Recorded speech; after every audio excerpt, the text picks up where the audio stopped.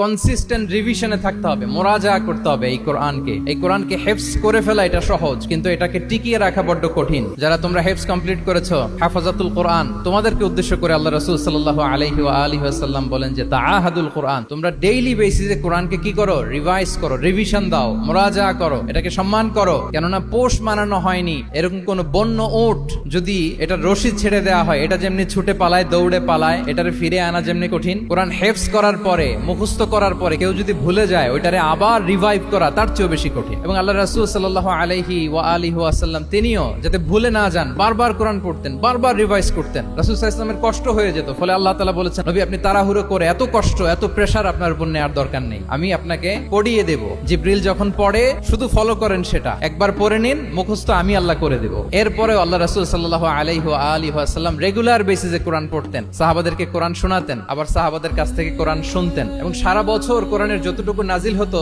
রমাদান আল মুবারাকে জিবরিল আলাইহিস সালামের সাথে রিভিশন করতেন। যে বছর তিনি ইন্তেকাল করবেন, ওই বছর দুইবার তিনি গোটা কোরআনকে জিবরিল আলাইহিস সালামের সামনে পেশ করেছেন, শুনিয়েছেন। তাহলে এটাই হচ্ছে সুন্নাহ। তিনি তো পৃথিবীর প্রথম হাফেজ নাকি? উনি রেখেছেন কিভাবে কোরআনকে, প্রিজার্ভ করেছেন কিভাবে? রিভিশনের মাধ্যমে। You have to revise a lot, you have to recite a lot. এটা আমাদের মনে থাকবে তো নাকি? শিক্ষার্থী বন্ধুরা আওয়াজ করো, মেক এ নয়েজ।